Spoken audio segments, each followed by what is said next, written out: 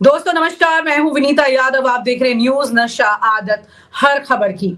खबर बहुत बड़ी, दिल्ली में और मिल्कीपुर में आज चुनाव है और दिल्ली का चुनाव बहुत कुछ तय करने वाला है। बीजेपी के अंदर की बात करें तो भी, बीजेपी, आम आदमी पार्टी और कांग्रेस की बात करें तो भी बहुत सारी बातें ऐसी हैं जो पिछले कुछ दिनों से बदलाव की तरफ इशारा कर रही हैं। क्या वाकई में ऐसा कुछ होगा या नहीं होगा? क्योंकि सुबह से ही 7 बजे से जब से वोटिंग शुरू हुई है, लगातार इन तमाम पार्टियों ने अपने ट्विटर हैंडल पर वीडियो शेयर करने शुरू कर दिए हैं। किसके साथ अन्याय हो रहा है, किसकी वोटिंग में प्रॉब्लम हो रही है, तमाम तरह की बातें हैं। चुनाव आयोग जो है वो कितना दुरुस्त काम कर भी रहा है या नहीं कर रहा है, उस पर भी तमाम सवाल उठ रहे हैं। हमारे साथ आज सुबह सुबह ही इस वक्त वरिष्ठ पैनल है, देश के वरिष्ठ पत्रकार जो हमारे साथ जुड़ रहे हैं। राजेश बादल जी हैं, आनंद सहाय जी हैं, अजय वर्मा जी हैं और चर्चा को आगे शुरू करेंगे। राजेश सर, मैं आपसे ये चर्चा ये शुरू करना चाह रही हूँ कि जिस तरह से दिल्ली में चुनाव की सुगबुगाहट इस वक्त चल रही है, क्या वाकई में आपको लग रहा है पिछले कुछ दिनों में, कुछ घंटों में ऐसा हुआ है कि कुछ खेल बदल सकता है? ऐसी कोई तस्वीर निकल के आ रही है? देखिए विनीता, ये तो कहना होगा कि इस बार जो चुनाव दिल्ली में होने जा रहे हैं उसमें आम आदमी पार्टी के लिए उतना आसान मैदान नहीं है जितना पिछले चुनावों में रहा। और आसान की बात जब मैं करता हूं इसलिए नहीं कि काम नहीं किया या कोई और कारण था, बल्कि इस बार कारण जो है वो दो मुख्य मुझे नजर आते हैं कि लंबे समय तक केजरीवाल और मनीष सिसोदिया यानी सरकार का मुखिया और उसका कमांडर दोनों ही कारागार में रहे हैं, जेल में रहे हैं।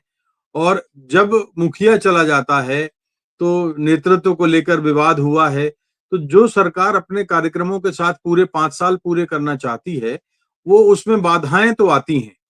अब ये जेल में जाना, उनकी अगर सहानुभूति की एक लहर उनके पक्ष में होगी, तब तो आम आदमी पार्टी के लिए सब कुछ बहुत आसान होगा।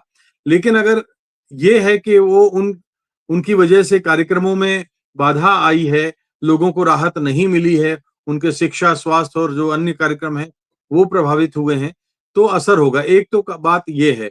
दूसरा ये है कि इस बार भारतीय जनता पार्टी ने भी अपना जो काफी जोर लगाया है। हालांकि मैं अभी भी कहूंगा कि भारतीय जनता पार्टी के पास वो स्थिति नहीं आई है जो अभी तक आम आदमी पार्टी के पास रही, क्योंकि 3 चुनाव में अगर आप देखेंगे तो भारतीय जनता पार्टी के पास जो लोकल लीडर होते हैं, जो विधानसभा चुनाव के चेहरे होते हैं, वो उनका मैं कहूंगा कि बहुत संख्या में उस तरह से उनके पास नहीं है। और तीसरा कारण एक ये भी है कि इस बार कांग्रेस पार्टी के पास अलबत्ता चेहरे ठीक हैं, अच्छे हैं, लेकिन कांग्रेस पार्टी कितना कर पाएगी? अगर वो पिछला जो उनका मत प्रतिशत था लगभग 4.25 या 26% था, तो अगर उससे वो करीब 7 या 8% पे जाते हैं, तो फिर निश्चित रूप से इसका अर्थ ये है कि बीजेपी और आम आदमी पार्टी के बीच में जो स्थितियां बनेंगी, वो कांग्रेस ये वही काम करेगी जो गुजरात के विधानसभा चुनाव में आम आदमी पार्टी ने कांग्रेस और बीजेपी के बीच में किया था। वही आम आदमी पार्टी ने कांग्रेस और बीजेपी के बीच किया था, वही अब काम कांग्रेस, बीजेपी और आम आदमी पार्टी के बीच में करेगी। तो ऐसा लगता है कि इसका नुकसान आम आदमी पार्टी को हो सकता है। तो फिलहाल जो तस्वीर है वो तो अभी यही दिख रही है विनीता। मतलब कांग्रेस यहाँ पर खेल खराब भी कर सकती है, अपना खेल बना भी सकती है और एक नए खेल की बिसात भी बिछा सकती है। ऐसा इस बार अचानक से, मतलब आखिरी दिनों में। आनंद सर, ये बहुत बड़ी बात है। मतलब कांग्रेस जो है, अभी तक कुछ दिन पहले लोग कह रहे थे कांग्रेस तो जैसा यहाँ पे दिखाई दे रहा है शून्य थी, वैसी शून्य वाली परिस्थिति में रह सकती है। लेकिन पिछले कुछ दिनों से जब से राहुल गांधी की रैली शुरू हुई है और उसके बाद जो तस्वीर थोड़ी बदलती हुई दिखाई दे रही है, कांग्रेस के कुछ वोट, ये टिकट डिस्ट्रीब्यूशन को लेकर के अगर हम बात करें, तो इन्होंने ऐसे अपने कैंडिडेट्स उतारे हैं, उसकी वजह से भी चर्चा हो रही है। जैसे कि अभिषेक दत्त है, अलका लांबा है, इस तरह से कई और कैंडिडेट हैं जिनका नाम ये चर्चा में आ रहा है कि ये लोग अपनी सीट अच्छी खासी निकाल सकते हैं, ऐसी बात हो रही है। तो क्या इन कैंडिडेट्स की वजह से ये इम्पैक्ट माना जाएगा? कांग्रेस की चर्चा हो रही है राहुल गांधी की वजह से। देखिए, ये ना तो राहुल गांधी की बात है, ना कैंडिडेट्स की बात है। कैंडिडेट्स तो अगर स्ट्रॉन्ग टाइप का हो, उसकी अपनी फॉलोइंग हो, कुछ राज्यों में उसका दबदबा हो, चूंकि वो दादा है इसलिए, कहीं कोई बड़ा भारी संत है तो उसका भी असर पड़ता है। ये सब बातें हैं अपनी जगह। और अलकाल जिन लोगों के नाम लिए आपने, ये काफी लंबे समय से राजनीतिक जीवन में रहे हैं, तो इनका नाम है। लेकिन इस बार अगर सचमुच देखा जाए तो मूल बात यह है कि संविधान के जो के हिस्से को उठाकर राहुल गांधी बात कर रहे हैं, सेंसस की, कास्ट सेंसस की, कि दलित और ओबीसी और अति पिछड़ा इनके उसको जोड़ा जाए और उसको पॉलिसी में बाकायदे लाया जाए। इस बात को, और 30 जनवरी को हाल में ही उन्होंने एक बहुत बड़ी मीटिंग की दिल्ली में ही शेड्यूल कास्ट के लोगों, दलित लीडर्स की। इन सब बातों का एक ऊपर से माहौल तो बना है, कैंडिडेट्स भी ठीक ठाक हैं, कुछ उसका भी असर है, मैं मानता हूं। हमें अभी भी नहीं लगता कि इन कारणों से कांग्रेस जो है एक ठोस चुनावी पार्टी के रूप में इस इलेक्शन में उभर के आएगी। लेकिन यदि आप देखें तो पिछले 2 चुनाव में, जबकि 0-0 रहा कांग्रेस का रिजल्ट, परसेंटेज 4 है, फिर भी 15, 16, 18 जगहों पे कांग्रेस के उम्मीदवार जो हैं कहीं 20,000 के आसपास ला रहे हैं, हार रहे हैं, 20,000 वोट ला रहे हैं, कहीं 10 से 20 ला रहे हैं, इस तरह का वो देखा गया है।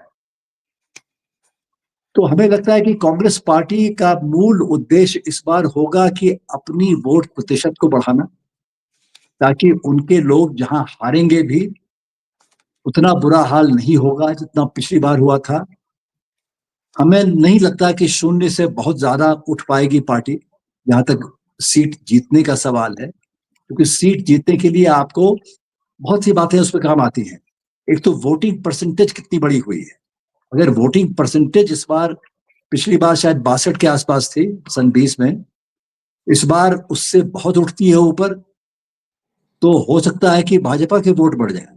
भाजपा की जो वोटिंग परसेंटेज दिल्ली में रही है चुनाव में, वो 32, 33, 31 के आसपास रही है, जब वो 3 सीट भी पाए थे। ठीक है, तो उनको ये समझ में आ गया होगा कि उतने वोट परसेंटेज से बात बनेगी नहीं, उनको उसको उठाना पड़ेगा। जो कि फ्लोटिंग वोट है, उसका एक अच्छा तबका उनके पास चला जाएगा या नहीं, ये एक बहुत बड़ा सवाल है। और हमें लगता है कि इस पूरे पृष्ठभूमि में, जो लोकसभा चुनाव के बाद की जो राजनीतिक पृष्ठभूमि बनी है, उस चुनाव के दौरान, उसके बाद भी, और पिछले 10 साल से मोदी राज में, हमें लगता है कि मोदी का अपना जो है कैरिस्मा, उनका वो उतना असरदार नहीं रहा है अब जो पहले था। और इसीलिए हमने ये भी पाया कि हर चुनाव के बाद, लोकसभा चुनाव में भी, हरियाणा में भी और महाराष्ट्र में भी, बहुत गंभीर आरोप लगे हैं इलेक्शन कमीशन के ऊपर कि वो जो है एक खास तरह से काम कर रही है, वो इंडिपेंडेंट बॉडी नहीं रही। चूंकि जिस कानून के तहत ये वाले लोग आए हैं, ये ग्रुप आया है, वो कानून बदल दिया गया है, इंडिपेंडेंस हटा दी गई है। अब सरकार की मेजॉरिटी है उस पैनल में जो कि उनका सिलेक्शन करती है, तो ये एक मेयर ब्यूरोक्रेट्स रह गए हैं, और जैसा इनको कहा जाता है उसी को पूरा करना चाहते हैं। अब वो जो है, ये सारे आरोप हैं, गंभीर आरोप हैं, इनका इलेक्शन कमीशन जवाब छानबीन करके नहीं देती है ताकि लोगों को भरोसा हो। असलियत क्या है वो तो छानबीन से मालूम पड़ेगा। देखिए, आरोप गंभीर हैं। इस बार अगर वो फैक्टर, उस तरह का फैक्टर जो कि आरोप उत्पन्न कर रहा है और जगहों में, वो फैक्टर अगर कस के काम करे, तब तो ये बिल्कुल संभव है कि भाजपा जो है, उनकी सीट संख्या बढ़ सकती है, उनकी वोटिंग संख्या बढ़ सकती है।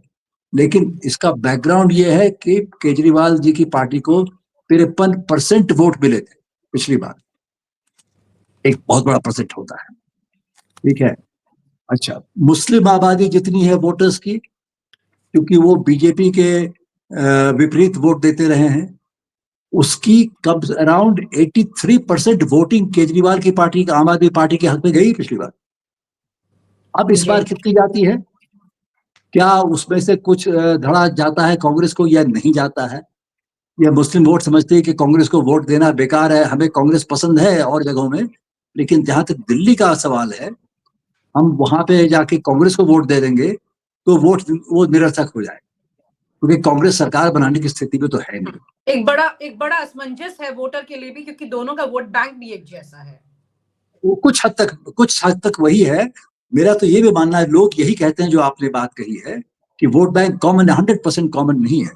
मेरा निजी मानना है, काफी देख सुन करके पिछले 10-12 साल में, कि जो जो प्रभावित वोटर है बीजेपी और आरएसएस की सोच से, ओवरऑल जो दिल्ली का ट्रेडिशनल वो सोच वाला वोटर रहा है, जिसकी संख्या 30-32% दिल्ली असेंबली चुनाव में दिखाई पड़ता है बीजेपी के फेवर में, वही वोटर जो है पार्लियामेंट में भाजपा को वोट करता है, और दिल्ली के लेवल पे, असेंबली के लेवल पे वो वोट कर रहा है आम आदमी पार्टी को, क्योंकि वो जो है आपके बिजली और पानी की जो रियायतें दी जाती हैं आम आदमी पार्टी देती है, और इसको लेके वो बहुत एक्साइटेड है। इस बात को लेके वो जानता है कि मोदी जी की पार्टी आके सरकार बनाती है दिल्ली के अंदर, तो भले ऊपर से चुनावी भाषण में जो भी कहा जाए, वो ये सब्सिडीज देने वाले नहीं। इस बात को भाजपा वोटर भी समझता है, तो अपने दिल्ली के लेवल पे वो आम आदमी पार्टी को वोट देता रहा है वही बंदा। तो ये है, इसलिए बहुत बहुत ये कांटे की टक्कर नहीं है, वो नहीं मानता हूं मैं। ये अखबारों में यही आ रहा है कांटे की टक्कर है वगैरह। कांग्रेस तो इस टक्कर में चुनाव सरकार बनाने की स्थिति में कहीं से भी नहीं है, तो कांटे की टक्कर में क्या रहेगी कांग्रेस? स्थिति में नहीं है, लेकिन खेल बिगाड़ सकती है और अपने दम पर ये तो भाई हर जगह खेल कोई ना कोई बिगाड़ता ही है, कि पिछले चुनाव में भी तो कांग्रेस थी ना, कांग्रेस 20,000 वोट लेके आ रही थी। आप कह रहे हैं कि बीजेपी और आम आदमी मैं पार्टी मैं ये करता हूँ कि 20,000 वोट जहां जहां कांग्रेस लेके आई, किसका खेल बिगाड़ दिया? अगर केजरीवाल जो है 53% उनकी फाइनल टैली आ रही है परसेंटेज वाइज, तो आप जितना भी खेल बिगाड़ लो, कितना बिगाड़ लोगे आप? अब कांग्रेस भले 1.5 लाख वोट लेके आया, फिर तो सीट ही निकाल लेगी, है ना? वो तो एक बिगाड़ने की बात जो है ना, इससे मैं पूरी तरह से कन्विंस्ड नहीं हूं। ऑन दी मार्जिन्स यस, यहाँ वहां हो सकता है, लेकिन एक बड़े पैमाने पे वोट बिगाड़ेगी, I don't think so. Okay, Ajay ji, आपको लगता है कि जो बात कह रहे हैं आनंद सर अभी, कि कांग्रेस नहीं बिगाड़ पाएगी उतना बड़ा खेल? कई ऐसे कैंडिडेट हैं जिनका जिक्र किया जा रहा है कि वो अपने दम पर, फेस वैल्यू पर निकाल लेंगे, वो किसी पॉलिटिकल पार्टी का उन सीटों पर डिसीजन नहीं होने वाला है। ऐसी कुछ सीटें हैं, अगर ऐसा होता है तो भी क्या जो आनंद सर कह रहे हैं वो बात सही साबित होगी? नहीं, मेरे हिसाब से जो आनंद जी कह रहे हैं उसमें थोड़ा सा मैं डिफर कर रहा हूं, कि इस बार का दिल्ली का चुनाव नेक एंड नेक है। इस बार कांटे की लड़ाई है, क्योंकि थर्ड पार्टी है ही नहीं। अगर थर्ड पार्टी होती तो कहा जा सकता था कि पलड़ा इधर से उधर साफ दिखता है, किधर का है किधर चढ़ा है। इस बार कांग्रेस पिछले 2 चुनावों की तरह उसकी स्थिति मोरलेस वही होने जा रही है, क्योंकि दिल्ली में जो वोटर्स हैं जिनसे मेरी बातें हुई हैं, इस बार ये बात तो आप आनंद सर से बिल्कुल इत्तेफाक रख रहे हैं, अलग कहाँ है? नहीं, नेक एंड नेक। उन्होंने कहा कांटे की लड़ाई नहीं है, मैं कह रहा हूं कांटे की लड़ाई है। कांटे की लड़ाई तभी होती है ना जब 2 पार्टी, स्ट्रॉन्ग पार्टी, एक दूसरे के सामने खड़ी हो। यहां थर्ड पार्टी है ही नहीं, क्योंकि लोगों के दिमाग में ये बात है, और शायद चुनाव में जाते वक्त भी लोगों के दिमाग में ये बात रही होगी कि आप कांग्रेस या कोई भी आप पार्टी को ले लो, वो उनका मोर और लेस इश्यूज वही है। भारतीय Janata party is one party जो कि इनके खिलाफ खड़ी है। 2015 में और 2020 का आंकड़ा आप देख लें, 5 सीटों का लॉस हुआ था आपको। भारतीय जनता पार्टी गेंड, ऑल्दो लोगों के दिमाग में था कि 5 साल हमने दिया, 5 साल और देते हैं, 5 साल फिर दिया उन्होंने। क्या हुआ? तरह तरह के मुद्दे उठे, उन मुद्दों को या तो तरीके से साधा नहीं गया, या उन मुद्दों पे कहीं ना कहीं आप फंसती चली गई।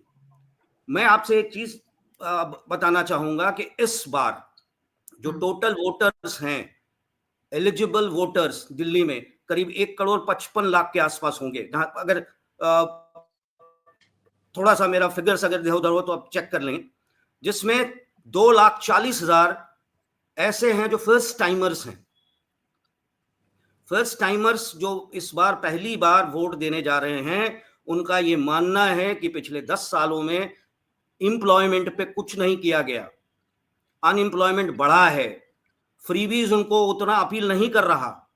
आप फ्रीबीज बढ़ाते जाइए ना, क्या किया अभी इन्होंने आप अनाउंसमेंट में आपकी बात से लग रहा है कि पलड़ा बीजेपी की तरफ भारी है थोड़ा, आप जैसी बात बता रहे हैं कि मेरा कहना है फ्रीबीज तो नीरज जी, दिल्ली को बहुत अट्रैक्ट कर रही हैं, जिस तरह से लोग कह रहे हैं मुफ्त की बस में टिकट मिल रही है, महिलाएं सफर कर सकती हैं, तमाम तरह की चीजें, 2100-2500 का पूरा खेल चल रहा है।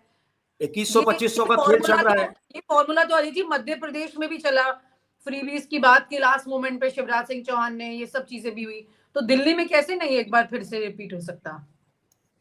15 के बाद 20 में भी तो सारी चीजें थी ना मैडम। लोगों ने इस विश्वास पे दिया, एक उम्मीद पे दिया कि और बढ़ोतरी होगा, फायदा अपने पास, पर लोगों को ये लग रहा है अब क्या, अब बदलाव की जरूरत है जो दिल्ली में नजर आ रहा है। बदलाव का ये मतलब मैं नहीं कहता कि भारतीय जनता पार्टी सीधे सरकार बना ही लेगी। इस बार सीट्स में बहुत अंतर आएगा। आपके लिए यह बहुत ही मुश्किल का टाइम है आज की तारीख में आप देखें तो। और भारतीय जनता पार्टी ऐसा भी नहीं है, मैं ये नहीं कहूंगा, क्योंकि ये तो अब आप 11 अभी 6 बजे के बाद पता चलेगा जब किसने किसको वोट दिया, और 8 तारीख को रिजल्ट आएगा। एग्जिट पोल्स तरह तरह के आएंगे, मैं उस पर भी नहीं जाना चाहता। मेरा सिर्फ मानना है कि इस बार Bharatiya Janata Party will gain and AAP is going to lose. Issues उतना मायने नहीं रखेंगी। स्टूडेंट्स के लिए अनएम्प्लॉयमेंट आपको करीब 1,09,000 के आसपास, जो 85 के ऊपर के सीनियर सिटीजन है, वेटरन्स, वो इस बार बहुत ही गुस्से में हैं। आप डिसेबिलिटी जी, तो जी इनका इन फैक्टर्स को हम नहीं छोड़ सकते ना। जी मैम। जी भाई जी, आपको क्या लगता है कि क्या वाकई में जो सेम वोट बैंक है वो किसी डिस्टरबेंस में नहीं है कि भाई मैं आम आदमी पार्टी के पास जाऊं या मैं कांग्रेस के पास जाऊं, क्योंकि कई कैंडिडेट्स ऐसे हैं कांग्रेस के जो इम्पैक्ट क्रिएट कर सकते हैं? क्या आप भी इस बात से इत्तेफाक रख रहे हैं जो आनंद सर ने और अजय जी ने बोला है? नहीं, देखिए मेरी राय भी कुछ मिलती जुलती ही है, मगर थोड़ी सी चीजें अलग हैं। शायद मैं वो जो महसूस कर पा रहा हूँ लोगों से बातचीत करके, वो थोड़ा सा अलग है। देखिए इस बार कांग्रेस जो है मेरा हिसाब से वोट परसेंट वो गेन करेगी, और ये कुछ इंडिविजुअल कैंडिडेट हैं जो सीट निकाल सकते हैं, और उसकी वजह है, दो बहुत बड़ी वजह आ रही हैं जो कांग्रेस की तरफ मुस्लिम वोटर डाइवर्ट होगा। उसकी वजह अब आकर हिंदुस्तान भर की बात कर रहा हूँ। होगा डाइवर्ट? जी जी, आम 100% आदमी होगा। पार्टी से डाइवर्ट होके मुस्लिम वोट जाएगा कांग्रेस की तरफ, आप ये कह रहे कांग्रेस हैं? की तरफ जाएगा। उसका कारण बताता हूँ आपको ना क्या है। देखिए, भारतीय जनता पार्टी का जो एक मुस्लिम दिमागों पर टेरर था, वो लगभग अब कम हो रहा है, उसका असर कम हो रहा है, और अब मुस्लिम इस बात से बिल्कुल अलग हो चुका है कि सिर्फ बीजेपी को हराना है, इसलिए वोट करना है। अब स्थितियां बदल चुकी हैं। अब ये लोकसभा चुनाव के बाद ये मान चुकी है मुस्लिम जनता कि हमें जहां वोट करना है, हमें वहां वोट करना चाहिए। ये कहाँ जीतते हैं, कौन हारता है, कौन नहीं हारता, ये मैटर नहीं करता। कांग्रेस इसे अच्छे से इनकैश कर सकती है, जिसमें दिल्ली के चुनाव में कांग्रेस पार्टी को मुस्लिम इलाकों में वोट प्रतिशत बहुत काफी बढ़ा हुआ आपको नजर आएगा, और सीट निकल जाए तो बहुत बड़ी बात नहीं होगी। उसकी वजह बहुत सीधी है कि वो खौफ जो है एक तरह से कि बीजेपी आ जाएगी, ये फंडा अब मुस्लिम दिमागों से उड़ रहा है, और इसका असर बिल्कुल दबे पांव आपको इस जो आज वोटिंग हो रही है ना, इसके जब गिनती होगी आपको नजर आएगा। वो उसे फर्क नहीं पड़ता। देखिए, कांग्रेस अगर मुस्लिम वोटर्स जो है सिर्फ एक बात तय है आज भी, जिसे कोई माने या ना माने, माइनॉरिटी, खासतौर से माइनॉरिटी में मुस्लिम्स के दिमाग में ये बात कि हमें पानी फ्री मिलेगा, बिजली फ्री मिलेगी, और हम जो है कोई सुविधाएं बहुत एंजॉय करेंगे, इस पर अभी भी वो फोकस नहीं करता। बल्कि उसको अभी भी जो चिंता है वो ये है कि हमारे प्रति किन दिलों में ज्यादा नफरत है और किन दिलों में कम नफरत है। अगर इसी पैमाने पर देखा जाए तो अगर संजय सिंह को आप आम आदमी पार्टी से थोड़ा किनारे कर दें, तो मैं समझता हूं कि आम आदमी पार्टी को कोई मुस्लिम वोट ही नहीं देगा। क्योंकि केजरीवाल की छवि एक तरह से मुस्लिम दिमागों की, मैं ओपिनियन बता रहा हूं, इसे कोई माने ना माने, मगर इसे B party of the BJP जो है केजरीवाल को माना जा रहा है। केजरीवाल को जो है मुस्लिम कम्युनिटी में छोटा मोदी समझा जा रहा है, इससे कुछ वो अलग करके नहीं देख रहे हैं, और ना ही केजरीवाल की भाषा में, केजरीवाल के एक्ट में कोई ऐसा आचरण है कि वो अपना जो मेजोरिटियन के वोट है उस पर रिस्क लेके कोई मुस्लिमों के, जिस तरह संजय सिंह बोलते हैं, इस तरह का कोई स्टेटमेंट केजरीवाल ने दिया हो, तो केजरीवाल के लिए कोई मुस्लिम वोट करेगा, ये बात सिर्फ एक वहम हो सकती है। सच्चाई इसमें कुछ भी नहीं है। मैं जिन लोगों से मेरी बात दिल्ली में हुई है, मैं उसके आधार पर बता रहा हूं, कांग्रेस वोट प्रतिशत बढ़ेगा, बीजेपी का जो है वोट प्रतिशत बढ़ेगा, मुझे नहीं लगता। उसकी वजह बताता हूं। बड़ी सीधी सी बात यह है कि अभी कुंभ में जो कुछ हुआ है लोग मीडिया में देख रहे हैं। उसके अलावा जो लोग हवाई जहाज में हथकड़ियां लगाकर अमेरिका से जो डिपोर्ट किए जा रहे हैं, जिनकी चर्चा आज नहीं हो रही है, हथकड़ियां लगाकर जो है भारतीय नागरिकों को डिपोर्ट जी किया जा रहा है, तो लोगों के दिमाग से वो छवि उड़ रही है मोदी की के विश्व 270 जो गुरु हो गए, दुनिया में बड़ी ख्याति है और दुनिया में बड़ी ताकत मोदी को माना जा रहा है। ये खुद जो उनके अपने वोटर भी हैं, जो मतलब जिन्हें आप स्विंग कहते हैं, वो स्विंग किस्म का जो वोटर जो वोट प्रतिशत बढ़ाता है बीजेपी के, अब वो धीरे धीरे जो है अनमने ढंग से बीजेपी के साथ रहेगा, क्योंकि उसके भरम टूट रहे हैं, उसका ख्वाब टूट रहा है, उसका विश्व गुरु होने का सपना जो है वो उसको जमीन दोज होता हुआ नजर आ रहा है। तो वो या तो उसका वोट पर स्विंग वोटर का वोट प्रतिशत कम रहेगा, या फिर जो है वो स्विंग कर जाएगा। दोनों स्थितियों में बीजेपी गेन करेगी, सीटें निकाल सकती है, वोट प्रतिशत नहीं बढ़ेगा। अलबत्ता आम आदमी पार्टी को मुस्लिम वोटर्स का वोट कम जाएगा, हो सकता है उनके निजी कैंडिडेट की वजह से जाए, आम आदमी पार्टी की वजह से नहीं जाएगा। इससे कांग्रेस को एक मनोबल भी मिलेगा और सीटें भी मिल सकती है। जी प्रमोद सर, यहाँ पे आपको लग रहा है ये अगर इस तरह की परिस्थिति आ रही है कि मुस्लिम वोटर ऐसा सोच रहा है कि वो कांग्रेस के साथ चला जाए, अब यानी कि जो अलायंस का एक इम्पैक्ट था और जो एंटी मोदी या एक सत्ता पक्ष को हिलाने वाली बात थी, एक यूनिटी की जो बात हो रही थी, तो वो तो अपने आप में फिर डिसमेंटल मोड में चली जाती है ना। विनीता जी, बाहिर साहब की अपनी एक ओपिनियन है, लेकिन जहां तक मैं समझता हूं कि अभी मुस्लिम वोटों का ये सोचना कि कांग्रेस की तरफ जाएं या वहां जाएं या बीजेपी के प्रति कि वो जीतती हारती है, जो ये मनोदशा में परिवर्तन आया, ऐसा मुझे लगता तो नहीं है कि और कांग्रेस की देखिए आज भी जो मुस्लिम है उसकी पहली प्रायोरिटी है, भाई साहब इससे इत्तेफाक करें या न करें, लेकिन ये सच है कि उसकी पहली प्रायोरिटी जो है वो बीजेपी को रोकने की थी, है और अभी रहेगी, ऐसा मुझे लगता है। तो इसलिए कि वो इस नजरिए से देखे कि मेरा बीजेपी जीतती है हारती इससे मेरा कोई मतलब नहीं है, मैं अब उसका वोटिंग पैटर्न बदला है, मुझे लगता है कि और कुछ बदला हो तो बदला हो, लेकिन बीजेपी के मामले में अभी भी आम और अधिकांश मुस्लिमों की सोच यही है कि बीजेपी को सत्ता से बाहर होना चाहिए और वो एक मुस्त जाती है। पहले तो ये जरूर था, अगर एक 10 साल के उसमें बीच में चुनाव में अगर आप देखें तो वो टैक्टिकल वोटिंग मुस्लिम करता रहा है, लेकिन अब टैक्टिकल वोटिंग नहीं कर रहा है।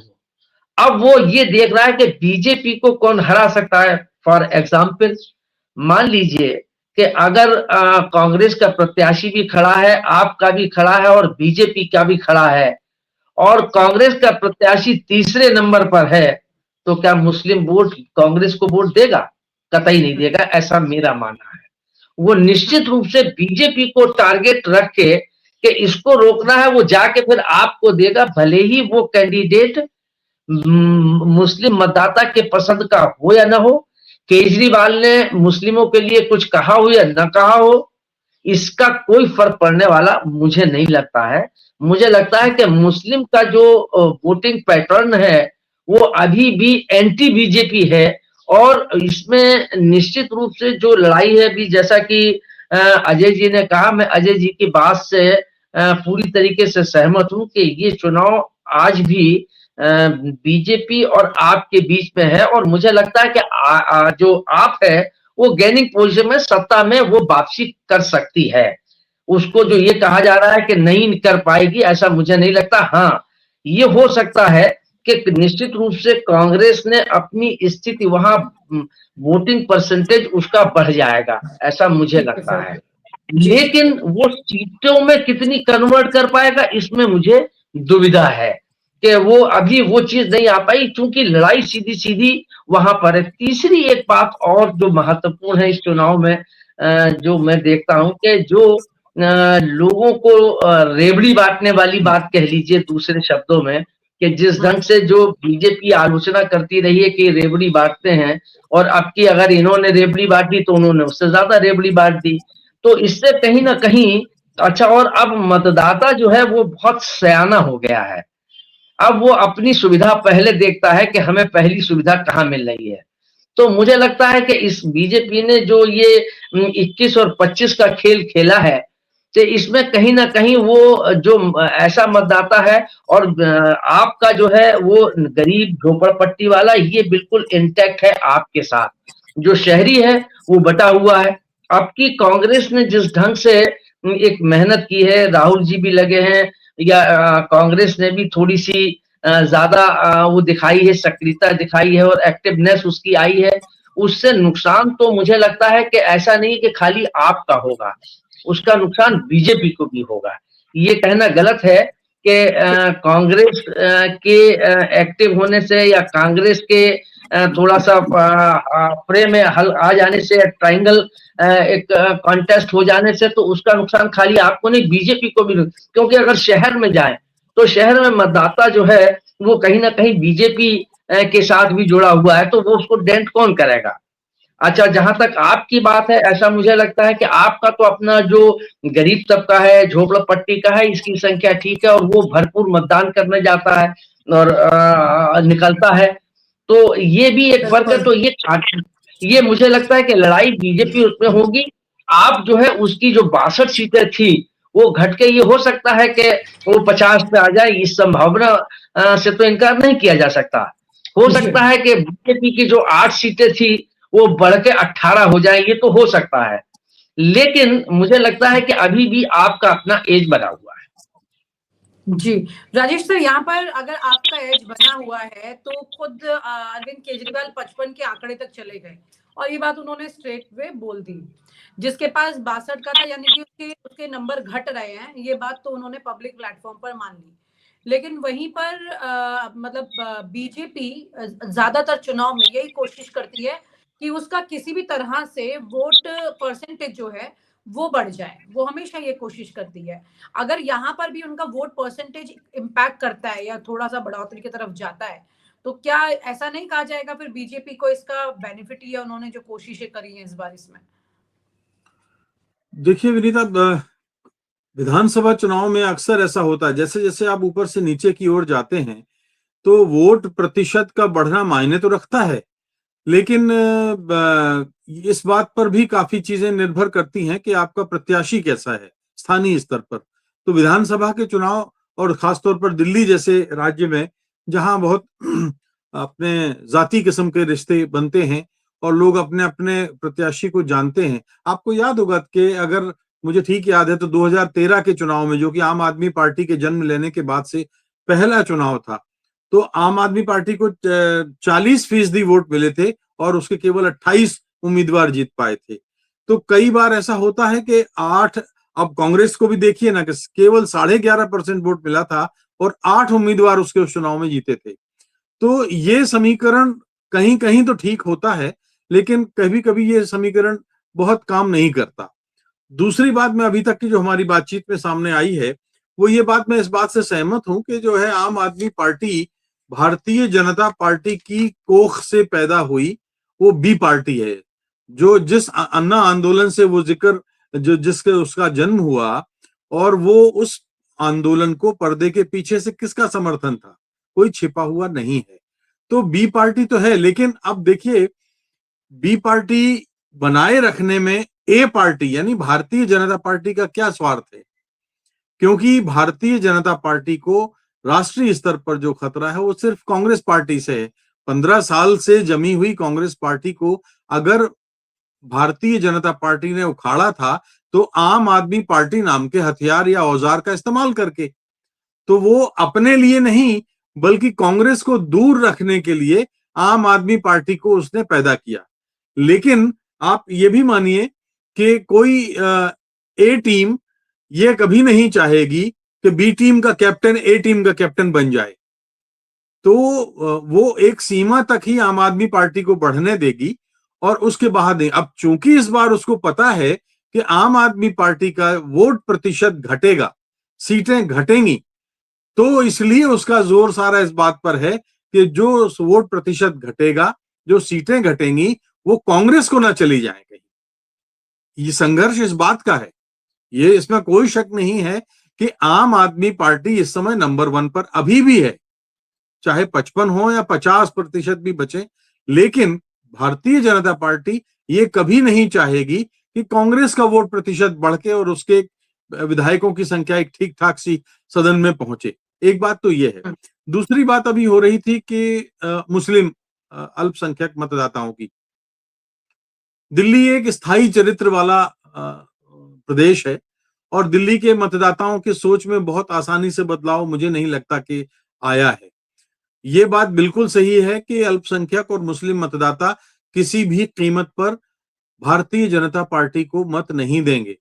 लेकिन जो दूसरी बात आई है निकल के कि वो क्या उसको वोट देंगे जो सरकार नहीं बना पाएगी, या वो उसको वोट देंगे जिसमें उसके चांसेस दिखते हैं।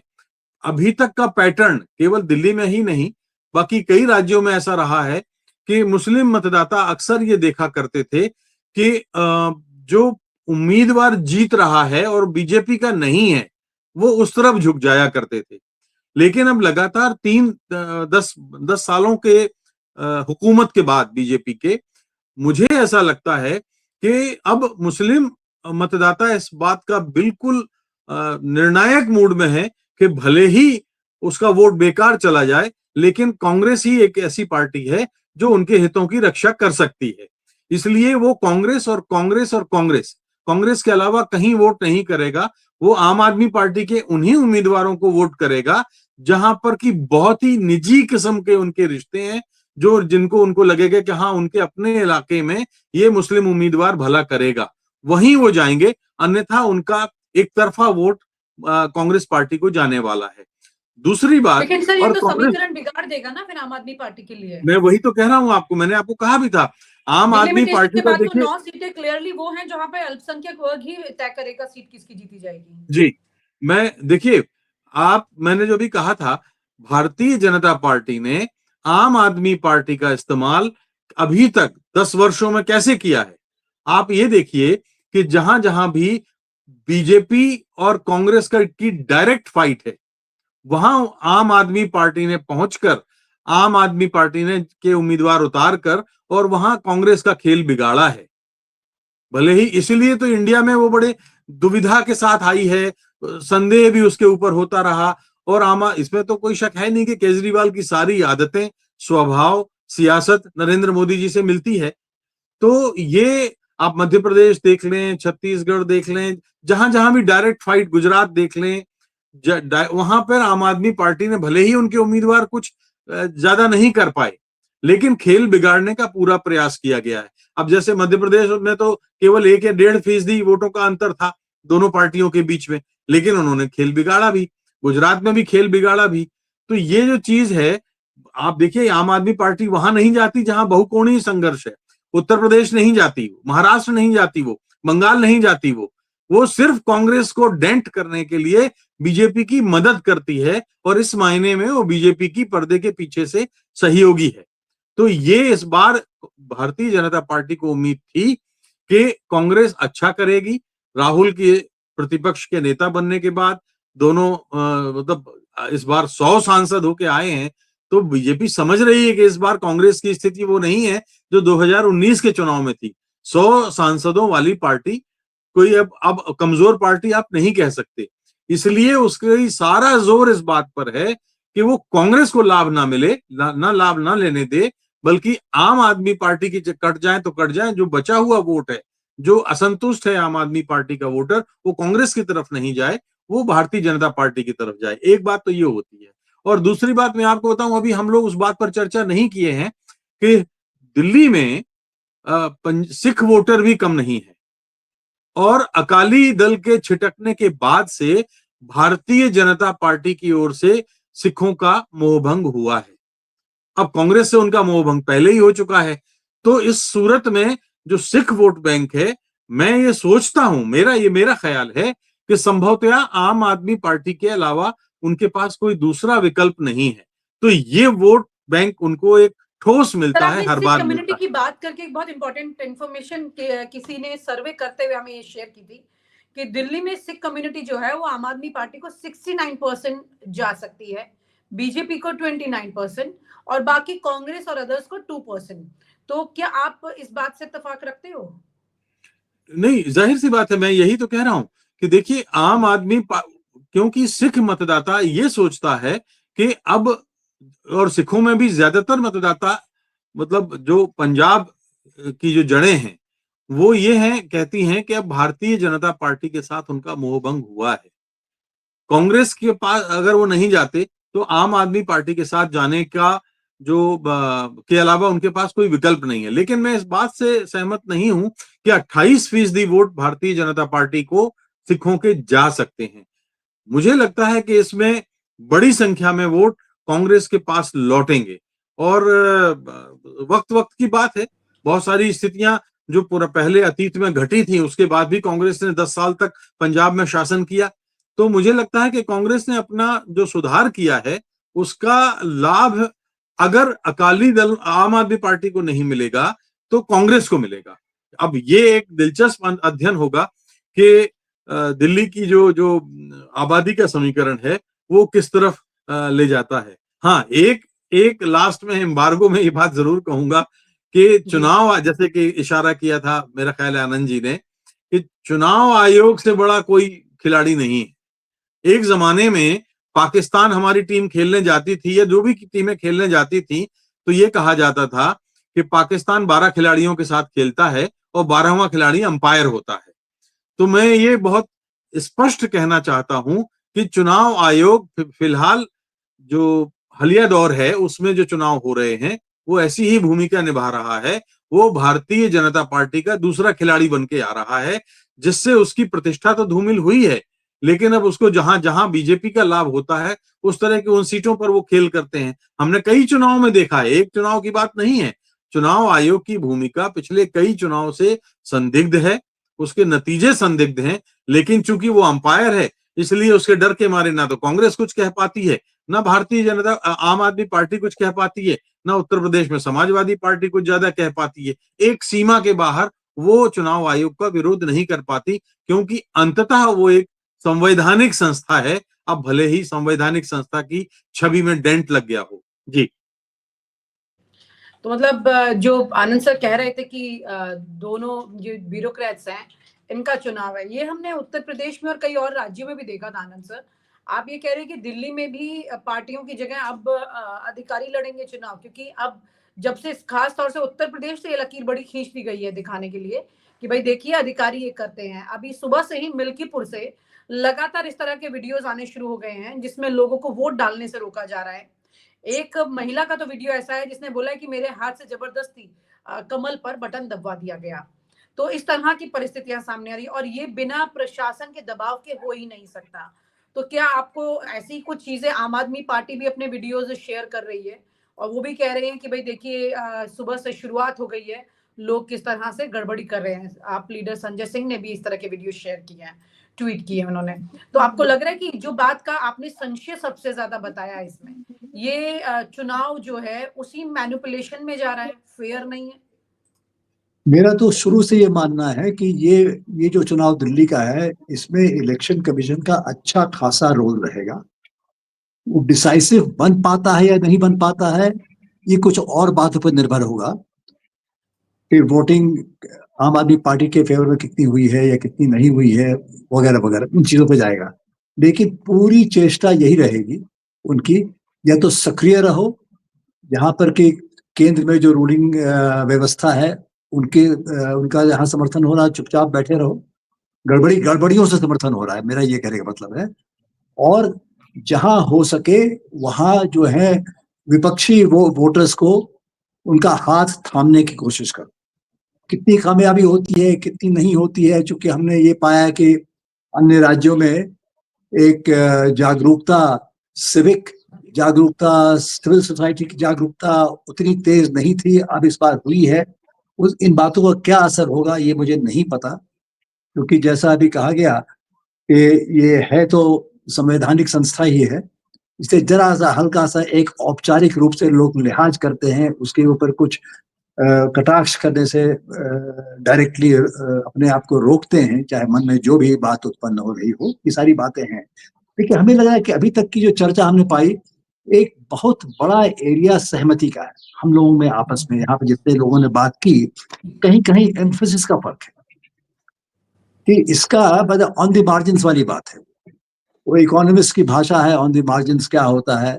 मैं इकोनॉमिक्स का विद्यार्थी रहा हूँ MA स्टेज तक और रिसर्च स्टेज में भी कुछ हद तक, इसलिए वो चीज जुबान पे आ जाती है कई दफे।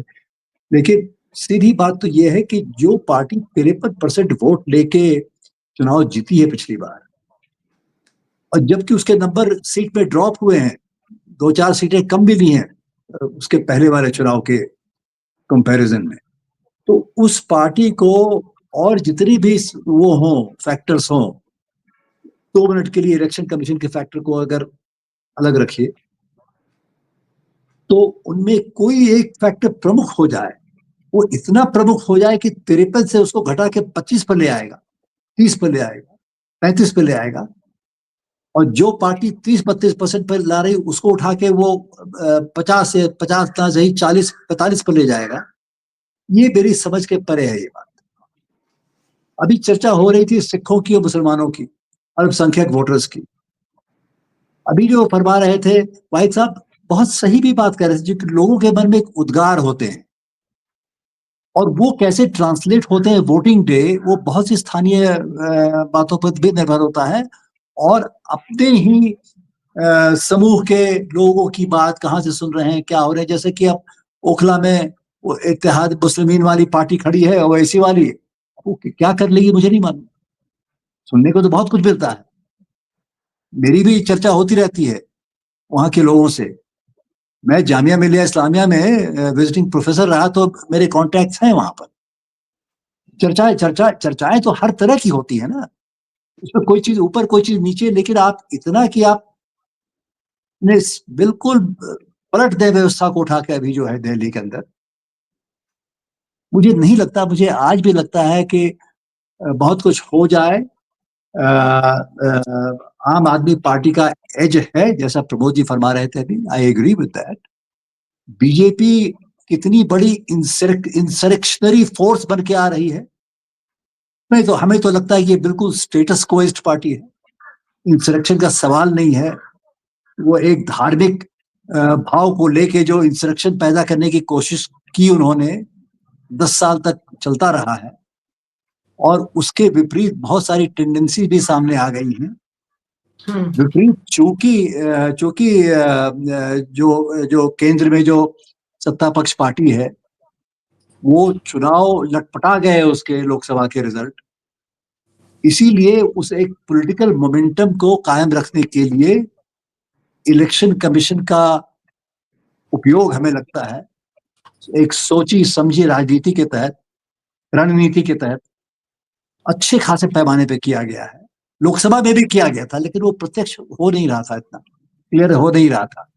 हम लोग जो है बातों में लग गए कि आरएसएस के कारण ही ऐसा हुआ है, कि आरएसएस ने ये तो मेरा अनुभव था, मैं भी वाराणसी गया था और यूपी के कई इलाकों में घूमा मैं उस चुनाव में। एकदम उनकी जो है मोदी जी से, मैं बीजेपी की बात नहीं कर रहा, मैं मोदी जी की बात कर रहा हूँ, उस समय वहां पर एकदम कह रहे थे हम तो नोटा को वोट देंगे।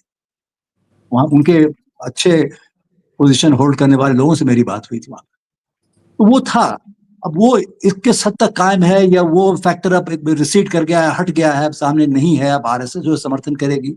एक चर्चा में ये भी बात है, एक अजीब सी बात चल रही है कि आरएसएस के लोग जो हैं, जो कि 32% वोट इनको दिलाते हैं हर साल, अगर उनको लगा कि बाजार में, चुनाव के बाजार में जिस तरह से वोटिंग गिर रही है, वोटिंग चल रही है अभी, कांग्रेस जरा सा उठने की संभावना है ऊपर, तो शायद उनके लोग जो हैं जाके आम आदमी पार्टी को वोट गिरा रहे हैं। अगर उनकी जो स्पर्धा चलती रहे मोदी जी के साथ, तो अब ये भारी एजम्पशंस है। हम लोग जब ऐसी बातें करते हैं एजम्पशंस को लेके चल रहे हैं, यथार्थ क्या है ये तो बाद में डब्बा खुलने पर पता चलेगा। जी देखिए बहुत ही इस तरह के अननोन फैक्टर्स है, लेकिन बुनियादी फैक्टर ये है कि 32% से बीजेपी का वोट उठ के 40-42 तक आ जाए, तब तो वो फाइट में है, और तब वो पलट भी सकते हैं। जी सर, अगर वो क्या नहीं होता एक ऐसा, मैं माफ अगर कीजिएगा, आम मैं एक आदमी बीच पार्टी में 53 से घट के 45 पे आ रही है, तब तो स्पर्धा बन रही है, कांटे की चोट, कांटे की का टक्कर।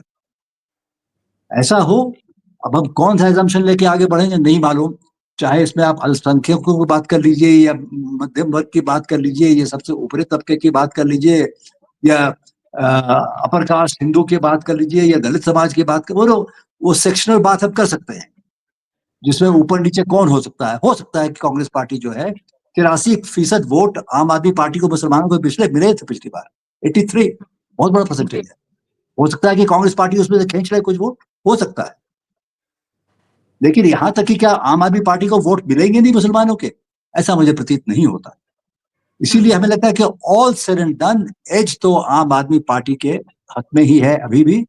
और बाकी जो है, इलेक्शन कमीशन क्या कर बैठती है और बाकी लोग क्या करते हैं, बहुत सी बातों पे है, एकदम अननोन फैक्टर्स हैं अभी। हाँ एजम्पशंस मैं हमारे मोटा मोटी कोई जी अननेचुरल नहीं है। हम लोग जी जिन चीजों की चर्चा करें, वाकई दिल्ली के लोग इन्हीं बातों पे भी चर्चा कर रहे हैं। जी सर, राजेश सर आप कुछ कह रहे हैं, लेकिन मैं एक चीज और ऐड नहीं करके नहीं, बस सवाल करना चाह रही जी, हूँ आपको।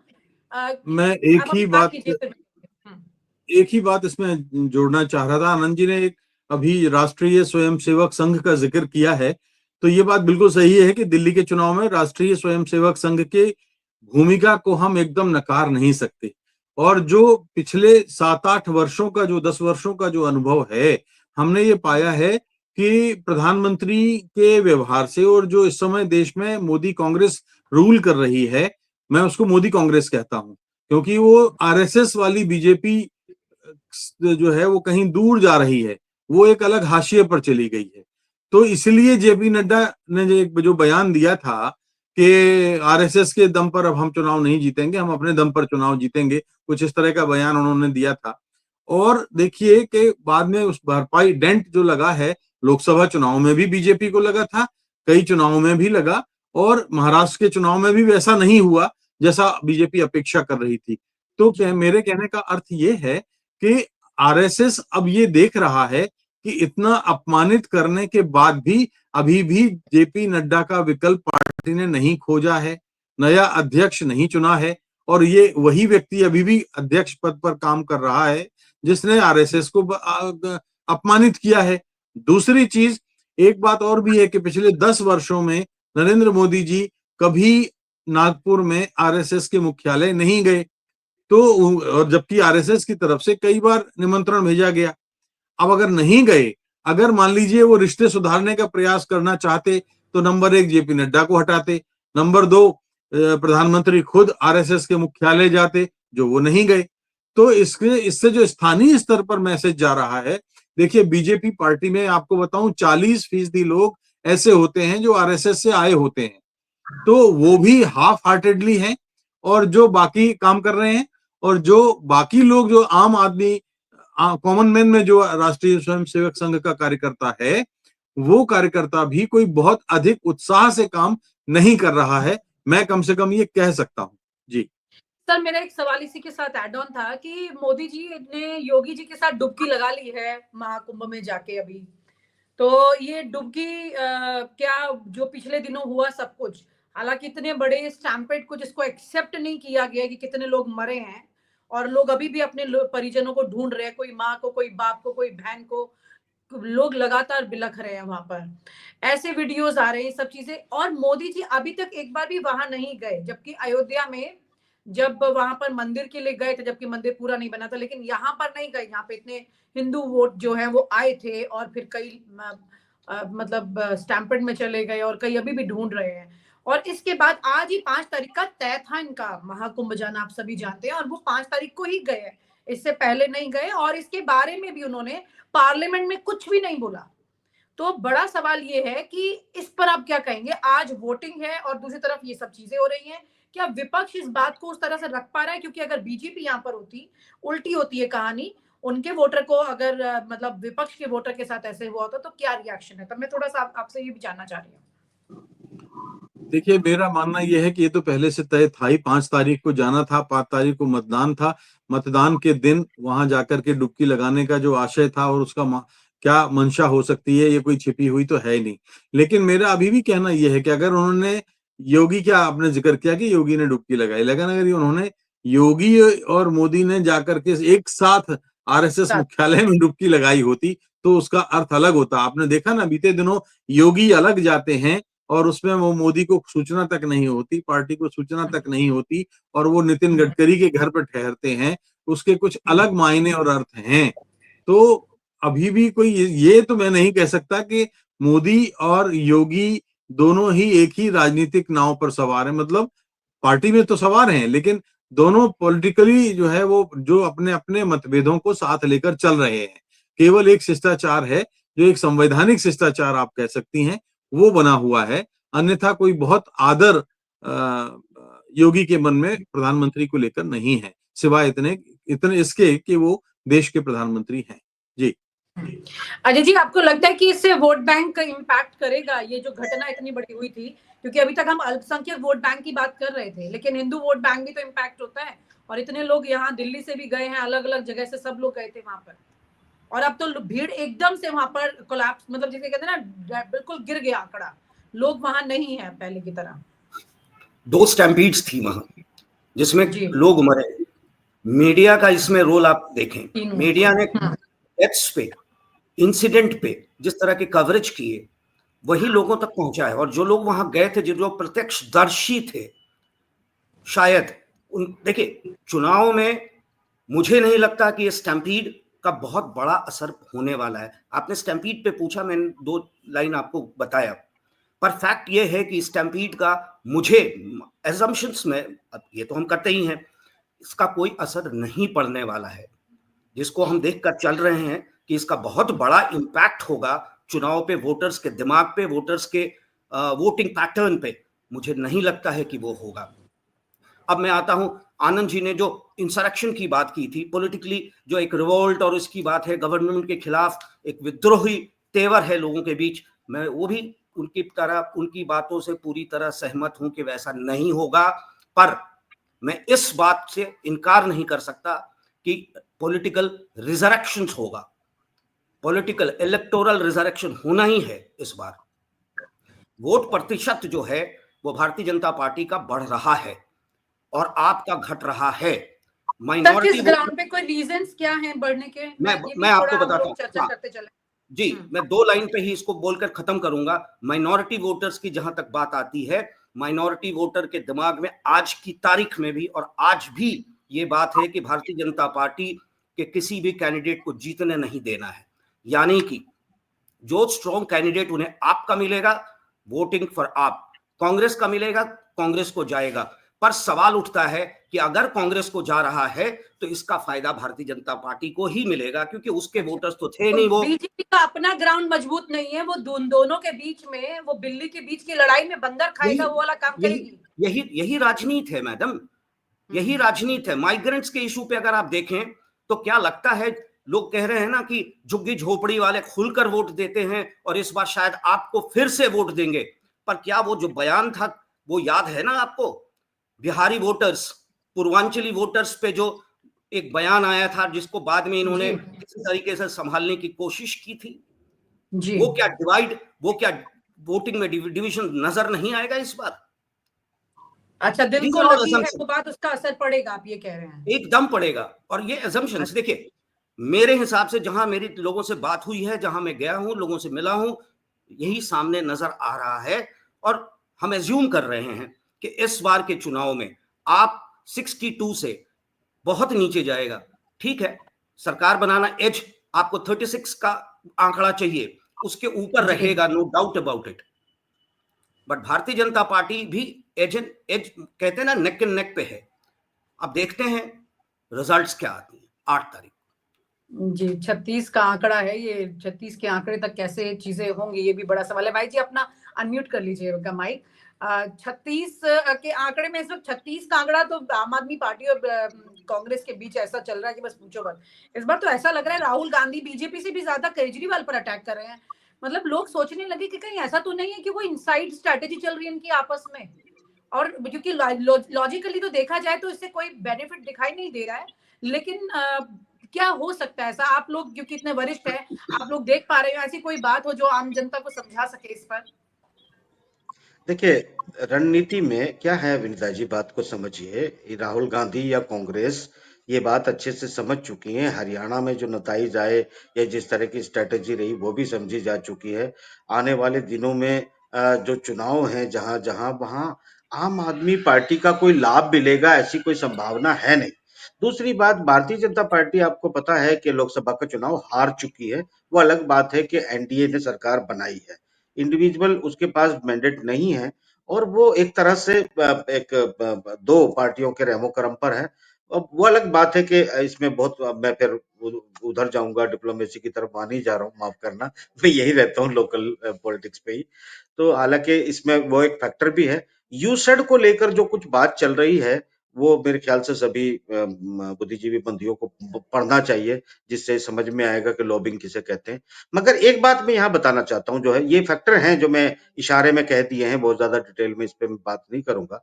मगर एक चीज है कि मेरा ये मानना है कि 36 का आंकड़ा जिसका चर्चा चल रही थी, सभी भाइयों से मैं सहमत जरूर हूं, मगर इतना मैं कहूंगा, मुझे बल्कि उल्टे ये नजर आ रहा है कि आम आदमी पार्टी 34 से 40 के बीच कहीं सीट निकालने वाली है। उसकी बहुत एक दबे पांव, जिसे बदलाव कहते हैं, मैंने चर्चा की है दबे पांव बदलाव की। और दबे पांव बदलाव, मैं इस बात से कतई आपकी सहमत नहीं बातों हूं। से लग रहा है कि कांग्रेस आम आदमी पार्टी को बाद में समर्थन देकर सरकार बनाएगी, जो लबो लबाब हो आपकी सकता बातों है, से हो कह रहा है। सकता है, हो सकता है, ये हो सकता है। देखिए, मुझे लगता है कांग्रेस बड़ी आपको दिखाई देगी, ये अब कांग्रेस की बढ़त काफी दिखाई देगी। उसकी वजह है कि भारतीय जनता पार्टी से लोग खुश हों ऐसा कोई कारण नहीं है। लोकसभा चुनाव से लेके अभी तक ऐसा कोई फैक्टर नहीं है कि भारतीय जनता पार्टी के समर्थन में 1 भी प्रतिशत वोट उम्मीद है बढ़ेगा। आपकी दिल का आंकड़ा ना हो, दिमाग का आंकड़ा है। नहीं, नहीं, दिमाग की बात कर रहा हूँ ना मैं, सोचिए ना। आप सोचिए कि अभी क्योंकि आपके डिपोर्ट हो रहे हैं अमेरिका से। 34 देखिए, से एक तो 40 के बीच में आम आदमी पार्टी जो आप कह रहे हैं ये जाएगी, यानी हाँ, कि क्राइसिस हो जाएंगे। मतलब आप ये कह रहे हैं सीधा सिचुएशन फंस जाने वाली है। अब आप रिजल्ट आ जाएगा, तमाशा देखिएगा। मैं तो आपको जो जो फैक्टर है वो गिना रहा हूँ, फैक्टर गिना रहा हूँ, दिल की बात नहीं कर रहा हूँ। मैंने कहा भारतीय जनता पार्टी का ऐसा कोई ना अनाउंसमेंट है, ना ही कोई ऐसा अचीवमेंट है जिससे 1% या आधा प्रतिशत वोट इंक्रीज हो। दूसरी बात, इसमें बड़ी सीधी बात यह है कि इंटरनेशनल रिलेशन को लेके जो हवा बनाई थी मोदी जी की, भारतीय जनता पार्टी की, इकोनॉमी की, अर्थव्यवस्था की, लगातार पिछले 2 महीने से टूटता हुआ अब सेंसेक्स बता रहा है कारोबारियों को कि स्थिति क्या हो रही है। तमाम चीजें क्लियर हैं बिजनेसमैन की। इतना भी दिल्ली का वोटर इतना भी बेवकूफ नहीं है कि वो बिल्कुल अंधभक्ति बना रहेगा, उसे जी। आर्थिक स्थितियों का अंदाजा है। दूसरी बात यह है कि मुसलमानों को लेकर अगर ये माना जा रहा है कि अभी भी वो टैक्टिकल वोटिंग करेगा और सिर्फ बीजेपी को हराने के लिए करेगा, जितनी जल्दी इस खिड़की को बंद कर दिया जाए उतना बेहतर होगा। क्योंकि ये मान चुका है मुस्लिम वोटर, दो फैक्टर हैं बहुत बड़े। दो फैक्टर ये है कि अगर बीजेपी को चुनाव जीतना है तो इलेक्शन कमीशन मानना है कि नहीं, मैं इसका दावा नहीं कर रहा हूं, मगर जहां तक मेरी चर्चा हुई है, मेरा मानना बहुत स्पष्ट है। और वो ये है कि इनका मानना ये कहता है कि जो है, माफ कीजिएगा, ठीक है, आप अपनी बात कंटिन्यू अ, कीजिए। नहीं, नहीं, हाँ जी, देखिए, मैं ये कहता हूं कि उनका मानना बड़ा स्पष्ट है मुस्लिम वोटर्स का कि अगर बीजेपी को चुनाव जीतना है तो इलेक्शन कमीशन उनके पास है। तो हम अपना वोट जो है जोर लगा के खराब क्यों करेंगे, हम अपने मानसिक तनाव में क्यों जिएंगे। अगर बीजेपी को जीतना है तो वो जीत जाएगी, नहीं जीतना है तो नहीं जीतेगी। हम बीजेपी ए और बीजेपी बी को वोट क्यों करेंगे। हमें जिसे वोट करना चाहिए हम उसी को वोट करेंगे। सिर्फ यही एक फैक्टर है कि कांग्रेस का वोट प्रतिशत दबे पांव बढ़ेगा। और जहां तक मेरा अंदाजा है, मैं सिख भाइयों की भी आपको बात बताना चाहूंगा कि वो जो है सिर्फ आम आदमी पार्टी की तरफ मुड़ जाएंगे। मुझे नहीं लगता ऐसा है, बल्कि ये भी वोट कांग्रेस की तरफ आने वाला है। मैं कांग्रेस का कोई समर्थन आपको भी पता है कांग्रेस की कभी नहीं रहा हूं, तरफ बल्कि उल्टा वो लोग मुझे तो कांग्रेस वाले तो बहुत बुराई करते हैं क्योंकि कभी-कभी मैं उन्हें लंबे हाथों ले लेता हूँ। सिख वोट मेरा कहने कांग्रेस का की मेरा तरफ मा आने वाला है, आप ये कह रहे हैं? आने वाले देखिए अभी बीजेपी और कांग्रेस मुझे ऐसा लगता है ये दोनों इक्वल बराबर कुछ सीटें निकालने जा रही हैं। मेरा आंकड़ा जो कह रहा है वो मैंने जो बातें की है उसके आधार पे है। बाकी जो हमारे बुद्धिजीवी पत्रकारों ने जहां एनालिसिस किया होगा, बात की होगी, उनके आंकड़े उनके आधार पे है। तो इसमें इख्तलाफ मेरा किसी से नहीं है। मेरी अपनी ओपिनियन बड़ी स्पष्ट है। जो मेरा ग्राउंड रिसर्च है वो ये कहता है, मैं वो बताने की कोशिश कर रहा हूं कि अब आने वाले समय में एक जिनका मैं इशारे में यू सेड भी बोल चुका हूं, आप ये भी देखेंगे कि हवाएं बहुत तेजी से परिवर्तित होंगी और दिल्ली के चुनाव में अगर कांग्रेस थोड़ा भी रिवाइज करेगी तो पूरे देश में इसका भारी लाभ होगा और ये एक बड़ा फैक्टर जो है अगले किसी भी चुनाव के लिए एक संकेत होगा। तो मेरा मानना विनीता जी और तमाम बंधुओं से मैं कुछ सवाल पूछना हो तो पूछ लें क्योंकि फिर मैं इजाजत भी लूंगा। आपको पता है कि जी, सुबह बिल्कुल, सुबह बिल्कुल। यहाँ पे प्रमोद सर जो बात अभी कही है वाहिद जी ने, मैं खास तौर से सिख वोटर्स की बात कर रही हूँ। वो कह रहे हैं कि वो कांग्रेस की तरफ आएंगे। आपको लग रहा है ये बात? देखिए मैं उस आधार पे कह रहा हूँ, पंजाब से लेके दिल्ली तक सिख बंधुओं से मेरी जो बातें हुई हैं मैं उन्हीं के आधार पर बात कर रहा हूँ। नहीं, मेरी बिल्कुल, अपनी बिल्कुल। इसमें ओपिनियन ये कुछ भी भी एक नहीं है। बड़ा चेंज है अगर ये तस्वीर दिखाई दे रही है। प्रमोद सर। देखिए विनय जी, जो बाहिर साहब कह रहे हैं मुसलमानों की सोच का, मैं वो निश्चित रूप से एक बदलाव तो आया है, लेकिन ये जो मैं इस समय जो दिल्ली स्पेसिफिक बात हो रही है, मैं उस कॉन्टेक्स्ट में कह रहा था। बाकी अगर उत्तर प्रदेश के ही चुनाव देख लीजिए, जहां 80 में 80 सीटों की बात हो रही थी, तो वहां मुस्लिम वोटों का बड़ा कंट्रीब्यूशन रहा है और वो सीधा सीधा वो कहीं डिवाइड नहीं हुआ, या तो कांग्रेस को गया या सपा को गया, एक मुश्त गया। वो फिर अच्छा, चूंकि सीटों का कोई वो था नहीं कि वहां सपा भी हो मुसलमान और भाजपा भी हो, वो क्या नाम सपा और कांग्रेस हो, वो अलग अलग थे। तो निश्चित रूप से मुस्लिम का कांग्रेस के प्रति एक झुकाव बढ़ा है। इस बात से मैं भाई साहब की पूरी तरीके से इत्तेफाक भी रखता हूं। लेकिन लेकिन इस बात में, लेकिन ये भी उतना ही सच है कि अभी भी जो लड़ाई है वो आप और बीजेपी के बीच में दिखाई दे रही है। ऐसी स्थिति में वो मतलब कॉन्टेस्ट इनके बिटवीन कांग्रेस एंड आप, और वो क्या नाम आप और बीजेपी, और वो कांग्रेस को वोट दे दे, ऐसा मुझे लगता नहीं है। लेकिन चूंकि भाई साहब कह रहे हैं और वो मुस्लिम तबके से बिलोंग भी करते हैं, तो बात हुई होगी तो कोई तो अजूबा जरूर मान लूंगा। लेकिन वो छोटी छोटी सामान्यतः छोटी सी एक जो बात अंकगणित मैं है उसमें। जनाब हुजूर एक छोटी सी गुस्ताखी कर रहा हूँ।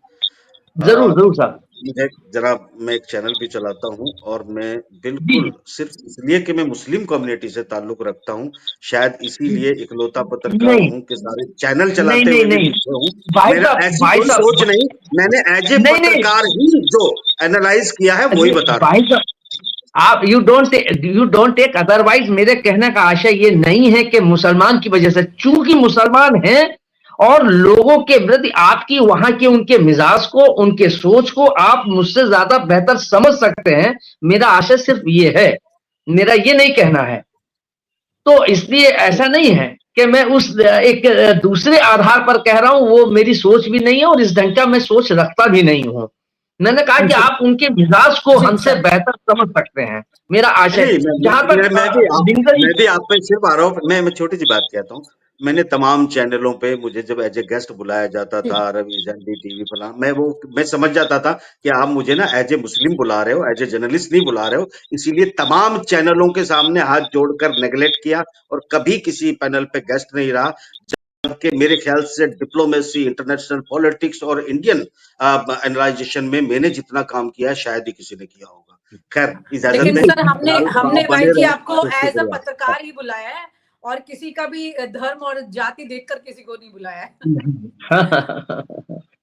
जी राजेश सर, एक बड़ी बात है, आखिरी में मैं आप सबसे एक सवाल करते हुए चलना चाहती हूँ संक्षिप्त में, ईवीएम को लेकर, क्योंकि आनंद सर ने तो बता ही दिया है कि एक इम्पैक्ट इस चीज का हो सकता है, लेकिन क्या ईवीएम जैसी चीज, क्योंकि सुप्रीम कोर्ट में ये 11 तारीख को इस पर सुनवाई भी होने जा रही है, चीफ जस्टिस ऑफ इंडिया की बेंच में, और उससे पहले दिल्ली का चुनाव है।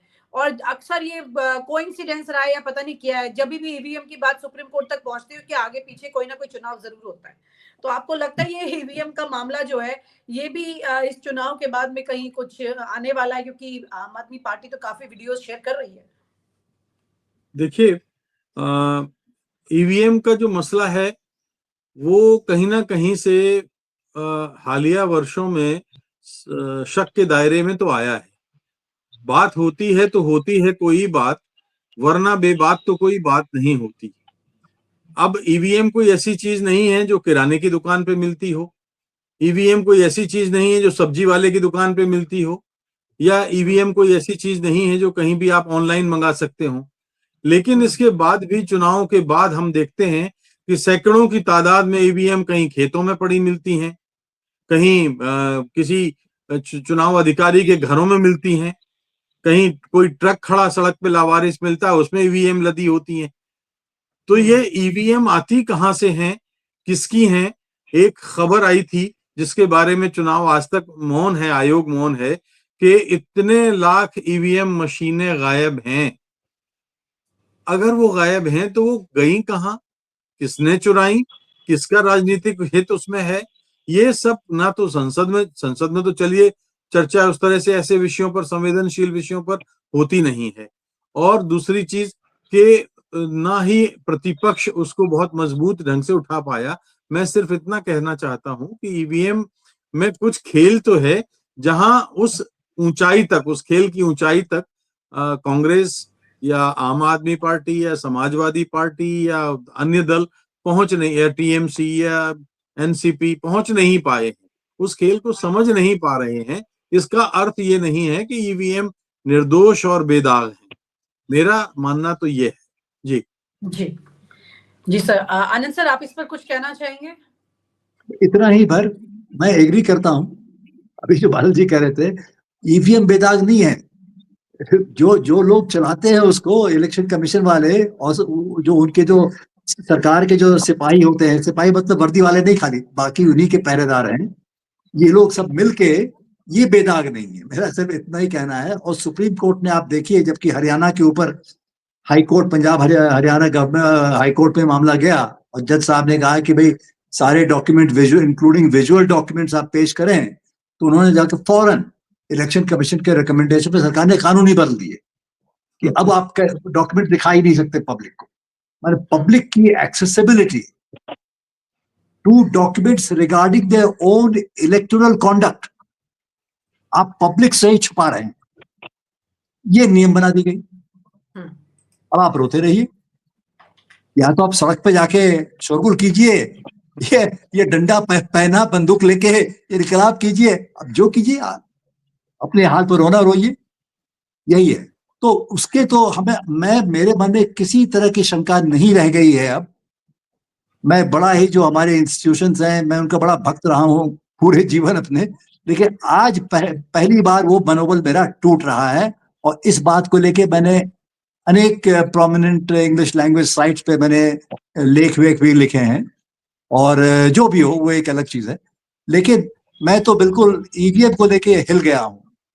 आप ईडी और सीबीआई तो ठीक है, सरकारी तंत्र के अंदर ही आते हैं, लेकिन आप सुप्रीम कोर्ट और ईवीएम और ये सब करके आप करेंगे, तो for me the election commission has become an instrument of state capture, कि जहां आपकी पॉलिटिकल साख जो है लटपटा गई हो बुरी तरह से, जो एकदम सामने क्लियर हो गया लोकसभा चुनाव के बाद, अब फिर भी कैसे कायम रहा जाए कुर्सी पर, और फिर अपने मन की नीतियों को कैसे अनरोल किया जाए बाद में।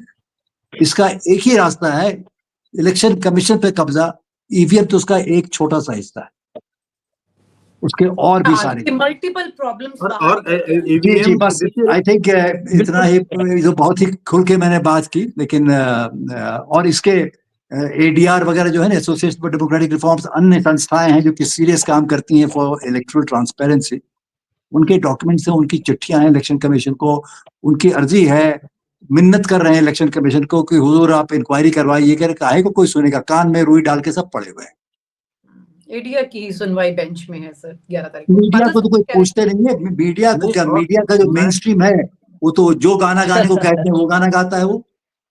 जी जी जी। जो भजन हम और आप मीरा के भजन गाएं वो तो उनकी गाना भजन गा रहे हैं। भजन मंडली हो गई। हाँ, मैंने मीरा बाई का मुझे बड़ा प्रेम है मीरा बाई के भजनों से, वो एक अलग चीज है। तो वो एक दूसरी बात है। हाँ, बादल लेकिन सर आप कुछ कह रहे थे? हाँ नहीं, मैं ये कह रहा था कि चलिए देखिए ईवीएम, ये बहुत अच्छी बात आई कि ईवीएम आखिर बनाता तो इंसान है और यूज भी इंसान करता है। अगर ठीक वैसे ही जैसे कि महात्मा गांधी ने कहा था या भीमराव अंबेडकर ने कहा था कि आप संसार का सबसे अच्छा संविधान बना लीजिए, लेकिन अगर उसको अमल करने वाले खराब हैं तो फिर क्या होगा, उस व्यवस्था तो बिगड़ेगी ना। मैं आपको बताता हूं कि चुनाव आयोग के नियम में, अधिनियम कानून में ये प्रावधान है कि कोई सेवानिवृत्ति के बाद एक्सटेंशन पाया, सेवा वृद्धि पर चल रहा, अनुबंध के आधार पर, टेम्परेरी आधार पर, दैनिक वेतन भोगी, ये सब चुनाव के दिनों में चुनाव आयोग के निर्देश पर काम नहीं करेंगे, बल्कि उनको चुनाव की ड्यूटी से हटाया जाएगा, चाहे छोटे स्तर का हो चाहे किसी भी स्तर का हो। लेकिन आप पिछले साल 2 साल के उदाहरण देख लीजिए, जो एक्सटेंशन पे चल रहा चीफ सेक्रेटरी तक जमा हुआ है और वो चुनाव करा रहा है। वो आईएएस जिला निर्वाचन अधिकारी बने हुए हैं जो आरएसएस की शाखाओं में जाते हैं, उनकी तस्वीरें छपती हैं, खबरें छपती हैं। तो आप उनसे निष्पक्षता की उम्मीद कैसे कर सकते हैं? क्योंकि जो एक्सटेंशन पाया अधिकारी है, चीफ सेक्रेटरी है, वो तो उसी को प्रमोट करेगा या उसकी भलाई करेगा जिस सरकार ने उनको एक्सटेंशन दिया है। ये कोई छिपा हुआ तथ्य नहीं है, इसको तो जांच की भी जरूरत नहीं है। सुप्रीम कोर्ट चाहे तो डायरेक्ट एक्शन ले सकता है, लेकिन क्या करे, कोई बोलना चाहे तब। बिल्कुल। अजय सर, मैं एक आखिरी सवाल आपसे ये करते हुए चलना चाह रही हूँ। दिल्ली में आप देख रहे हैं कि 11 बजे तक लगभग 20% वोटिंग हुई है। अपना माइक अनम्यूट कर लीजिएगा। तो आपको लग रहा है कि दिल्ली की क्योंकि इतने साल आप खुद, आप सभी वरिष्ठ इनफैक्ट देखते रहे कि कितने बजे का ट्रेंड जो है उसे पता लग जाता है। 12 बज रहे हैं तो थोड़ा सा इसके अंदर डिफरेंस और आ गया होगा। ये चुनाव आयोग का ही परसेंटेज है जो कि कितनी वोटिंग हुई है। तो आपको लग रहा है कि इस बार कुछ ज्यादा खास वोटिंग नहीं दिखाई दे रही है दिल्ली की? इस बार मुझे लगता है कि सेकंड हाफ में थोड़ा सा बढ़ेगा, पर ऐसा नहीं होगा जो पिछली बार हुआ है दिल्ली के चुनावों में। पोलिंग परसेंटेज थोड़ा कम रहेगा। ऑफ कोर्स इसमें कोई मतलब आपने जो कहा है वो सही है कि अगर 11% अभी तक है 12 बजे तक, तो इसमें कितना इजाफा होगा? या लोग इंटरेस्टेड नहीं है, वो एंथुसियाज्म नहीं है, वो जोश नहीं है, या फिर कोई पॉलिटिकल कारण है जिसके कारण लोग निकल नहीं रहे हैं। आमतौर पे जैसा बातें चल रही थी कि संघ के लोग पहुंचाते थे वोटर्स को वोटिंग स्टेशंस तक, तो शायद इस बार वैसा दिख नहीं रहा है। पर अगेन कमिंग बैक टू एक सवाल जो आपने हमारे इसका नुकसान किसको अजय जी? इसका नुकसान परसेंटेज में होगा भारतीय जनता पार्टी को। पर कहने का मतलब है कि जो एक उम्मीद लगाई जा रही थी कि 36 का आंकड़ा ये पार कर जाएंगे, ये थोड़ा नीचे का मामला है। 36 का आंकड़ा नहीं पार कर पाएंगे जैसा अभी महसूस हो रहा है, पर 30 के ऊपर तो संभावनाएं दिख रही हैं। और एक छोटा सा एक सेकंड का आपका टाइम में लेना चाहूंगा। जो ईवीएम और इलेक्शन कमीशन की बात आई है, उस पे एक सुन रहा था तो मेरे दिमाग में ये बात आई, इलेक्शन कमीशन पॉलिटिकल टूल सिर्फ इन 14 साल या 20 सालों में नहीं है। शुरू से ही इलेक्शन कमीशन का रवैया दिखता था, या बैलेट्स में हो या ईवीएम्स में हो। आप ईवीएम इशू को उठाकर झारखंड में जब party Jharkhand Mukti Morcha India alliance की सरकार बनती है, ईवीएम का मामला नहीं उठता। महाराष्ट्र में जब महायुति की सरकार बनती है तो ईवीएम का मामला उठता है। यह फैक्ट है कि जिस पार्टी को वोट नहीं मिला वो ईवीएम का मुद्दा उठाएगा ही, अपनी हार को, अपनी गलतियों को छिपाने के लिए। सर ये तो मुझे लगता है अजय जी, ये तो दूध का दूध पानी का पानी होना चाहिए। अब जब सुप्रीम कोर्ट में मामला पहुंच गया, मेमोरी बर्न मेमोरी है और ये तमाम तरह के उसके टेक्निकल एस्पेक्ट पे पूरी चर्चा होने जा रही है।